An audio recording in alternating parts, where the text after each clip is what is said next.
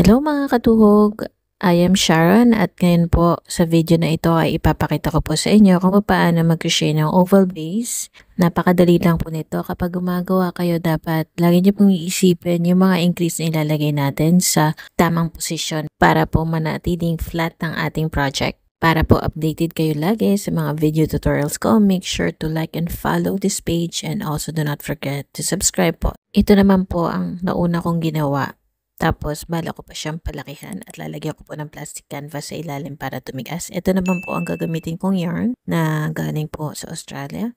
First, gagawa tayo ng slip knot. Tapos, mag-chain lang tayo kung hanggang ilan ang gusto natin. Depende sa haba na gusto nyo. In my case, mag-chain ako ng 30.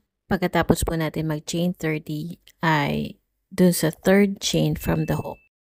At dun po tayo mag-start mag-work ng double crochet. Ang gagawin ko po ay mag-work ako ng double crochet dun sa back chain. Para makikita nyo sa ilalim ng loop, meron dalawang loops. Ngayon, 1 double crochet into each chain po tayo. Doon naman sa dulo or last chain, doon po tayo mag-work ng increase or maglalagay ng 5 double crochets.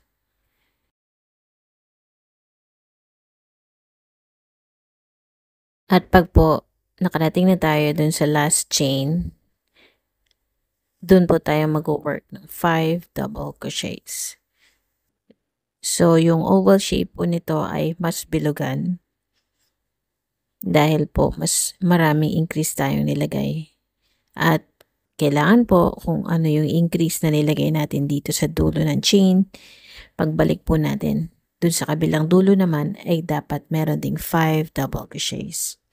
After po nito, mapupunta tayo sa kabilang side, dun sa opposite side nitong ating ginagawang oval base. Makikita nyo naman po yung next available na stitch after nung slip knot.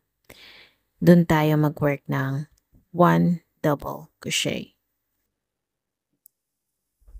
At tuloy-tuloy lang po tayo mag-work ng 1 double crochet sa bawat katapat na stitch niya.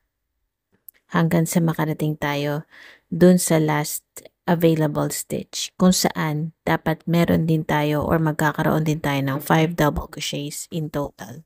Tip lang po para sa mga beginners, mag-chain po kayo ng medyo maluwag para madali nyo pong maipasok yung stitches.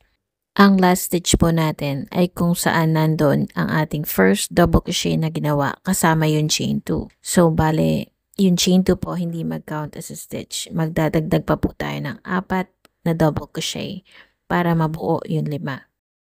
Sa pagtatapos po naman ng round na to, mag-work lang po tayo ng slip stitch dun sa ibabaw ng double crochet. Yung first double crochet, hindi po chain 2. At natapos na nga po ang ating round 1 ng oval base natin. So kung gusto nyo i-adjust yung haba niya, kailangan po dagdagan nyo yung number of foundation chains or chains na gagawin nyo. Mag-start na po tayo ng round 2. So after slip stitching, mag-chain 2 po tayo. At mag-work tayo ng 2 double crochets into the same stitch. Ito pa rin yung part ng 5 double crochet. Tandaan nyo, dito tayo mag-work ng increase or 2 double crochets. After nyan, sa bawat individual stitches ay mag-work po tayo ng 1 double crochet. Doon sa pinaka-last na 4 stitches, doon lang tayo mag-work ng increase.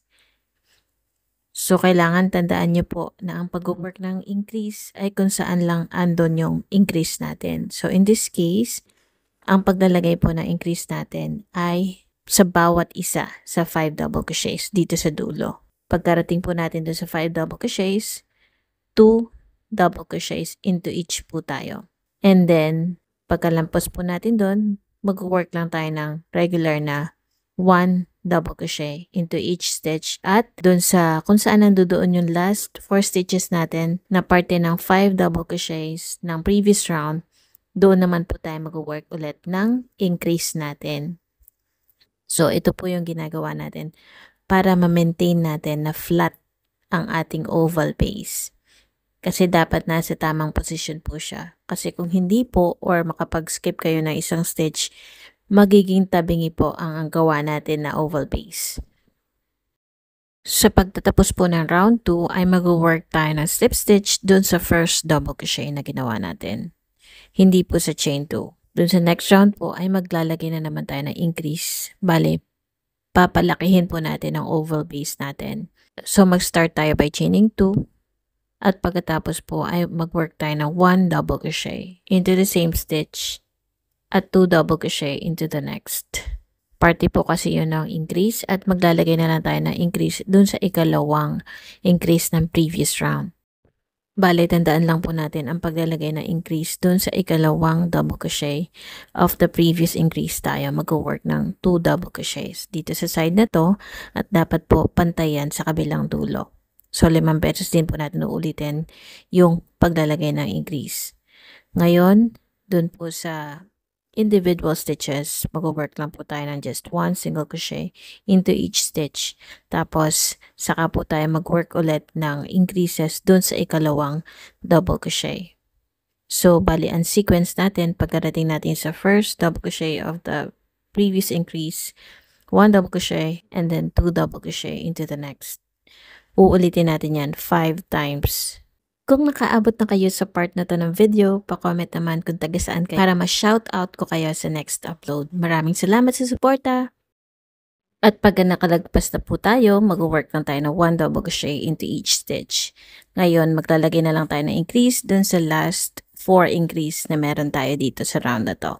Pagdating nga po natin dun sa increase area, dun sa last 4 double crochet increases, 1 double crochet and then 2 double crochet into the next po tayo ng 4 times.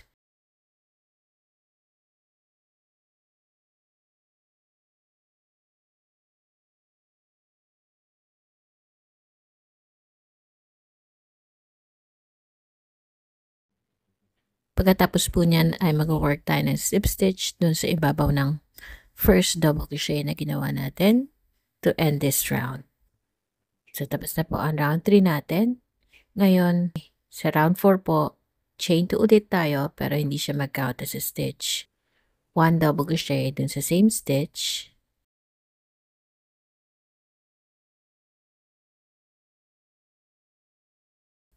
Tapos po, 1 double crochet into the next. And then, 2 double crochet dun sa susunod po. So, para hindi po kayo malito, dun sa bawat increase na ginawa natin sa previous round, mag-work lang po tayo na increase dun sa ikalawang double crochet niya. Dapat po pantay ang number of increase both sides para po pantay siya at hindi siya tabingi. So, yun lang po ang tatandaan natin dun sa ikalawang double crochet. Dun po tayo mag-work na increase or 2 double crochets. Kung gusto niyo naman pong palakihin pa itong oval base ay posible naman po. Basta sa next round, ganun din po ang gagawin natin. Mag-work tayo na increase kung saan merong increase. Dun sa isa sa mga 2 double crochets, dun po tayo mag-work ng 2 double crochets. Alam niyo po ba na kung gagamit kayo ng t-shirt yarn at mas malaking makakagawa po kayo ng rug sa project na to? Pwede po kayo mag-experiment ng sizes ng oval base, depende po sa number of chains na gagawin nyo.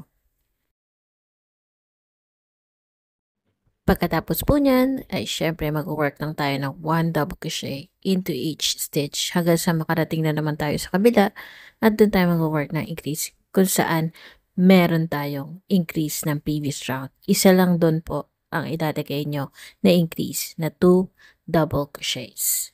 So, dapat po pareho ng bilang na increase para pantay sila. Alam nyo po, kung nakagawa na kayo ng circle or round base, madali na lang po sa inyo na gawin ito. Kasi para po kayong gumagawa ng circle, only kalahati lang po siya. Paano naman kung mas maliit o mas malaki ang size na gusto nyo? Simple lang, sa number of chains lang po tayo mag-iiba. Halimbawa, gumamit kayo ng around 10 chains para sa coin purse at mga 20 chains naman para sa wallet size. Pagkatapos ito, sundin nyo lang po ang tamang bilang ng increases sa bawat round. At ganyan lang po gumawa ng oval base gamit ang double crochet stitches Huwag kalimutan ng tamang paglalagay ng increases para pantay at even ang magkabilang side ng project. Maraming salamat po sa panonood, mga katuhog, at kita-kits po ulit sa susunod kong video.